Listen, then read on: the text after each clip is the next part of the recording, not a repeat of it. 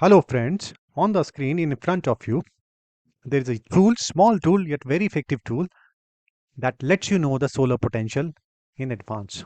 This tool is for those who are interested in solar power system but are confused where their region receives good amount of sunlight or not. This tool will help them to know the solar potential in advance so that they can take informed decision before going solar.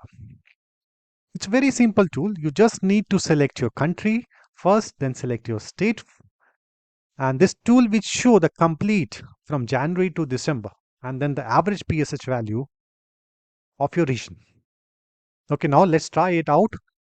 Let us say I'm selecting my country is India, I'm selecting India, and my state is National Capital Territory of Delhi. After selecting it, this tool shows me the average PSH of 5.35. In the month of January, it is 3.93, February 5.01, March, in the April, it is the maximum 7.03. And this is how it shows the PSH value month-wise also from January to December. And the annual PSH, average PSH we get is 5.35. So what is the remark for this value? Your region has a good solar potential. The solar panels will have higher energy output and increased efficiency. You will have reduced payback period. Here in the note, the average PSH value between 4 to 6 is considered good for solar. So after selecting your country and state, if average PSH comes out in between 4 and 6, then it is considered good for solar. You should go ahead with solar power installation. No need for any guesswork. Fine. Let us take another country. I'm taking United States of America. Let's take Arizona. And in Arizona, the average PSH is 6.44. Minimum is in December 4.3. In May, it is the maximum 8.2. Remark is your region has good solar potential. Solar panels will have a higher energy output and increased efficiency. You will have reduced payback period. Okay, fine. Let us select another state, Colorado. Again, the average peaks and hours is 5.3. Selecting another state, let's say Alaska. Here the average peaks and hours is 3.08, while the optimum average PSH value for good solar is 4 to 6. So in this case, the average PSH is 3.08. Although the PSH is less than the minimum value, it can still be attractive if grid electricity rates are higher, incentives are available, and as a net metering facility. So it gives the remark what can be done if the average PSH value is below the optimum value. Let us take another country. I'm taking Brazil, another state, Brazil state, let's say I'm taking Rio de Janeiro. So here the average PSH is 4.35. Again, the region has good solar potential, increased energy output, increased efficiency, and the reduced payback period. So there are a number of countries: India, United States of America, Australia, South Africa, Jordan, UAE, Brazil, Argentina, Mauritius, Kazakhstan, Dominican Republic, Panama.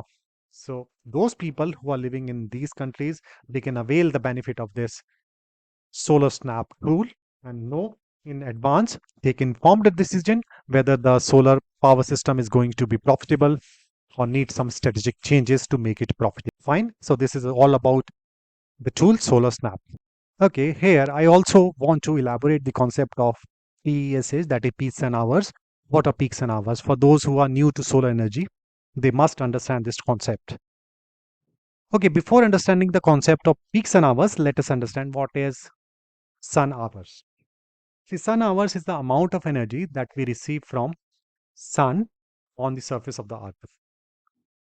Let us take, let us make it more precise. If I take 1 meter square of area, and if I measure the amount of sunlight falling on this 1 meter square area from sunrise to sunset, I would be able to measure the total solar energy falling on this 1 meter square area. This is my 1 meter square area, let's say. So let's say this is 1 meter square of area, and sunlight is falling on this 1 meter square of area. Now I am having an instrument which is going to measure, which measures the sunlight intensity, solar energy from sunrise to sunset. Fine. Let's say sunrise takes place 6 a.m. in the morning at particular location, hypothetical location XYZ. Sunlight intensity at 6 a.m. is 100 watt per meter square. So 6 a.m. this area receives 100 watt per meter square of energy. I'm measuring it using my instrument. 7 a.m. it is 200, 8 a.m. 300, 9 a.m. 350, 10, 400, 11, 450. So as the sun rises in the sky, the sunlight intensity starts increasing gradually. In the noon time, when sun is overhead, the sunlight intensity is the maximum. Thereafter, it starts reducing, and at the time of sunset, it reduces to the minimum. And upon adding all these value from sunrise to sunset, I get the total value of 4100 watt per meter square. So from sunrise to sunset, my 1 meter square. So in total, my 1 meter square area receives 4100 watt per meter square of solar energy from sunrise to sunset. And if I divide this value 4100 by 1000, I get 4.1 peaks an hour. So this is how we calculate the peaks and hours.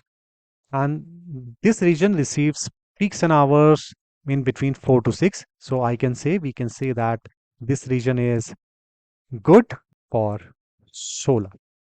So this is how we find out the peaks and hours from by measuring the solar intensity from sunrise to sunset and then adding them all, dividing by 1000. I hope the concept of peaks and hours is clear to you. So people who are living in these countries which I have discussed just now in this video, download this sheet, take informed decision, know the average PSH in their region, and take informed decision. I am providing the link in the description box below. Just click on that and download the sheet. Thank you very much. Have a nice day.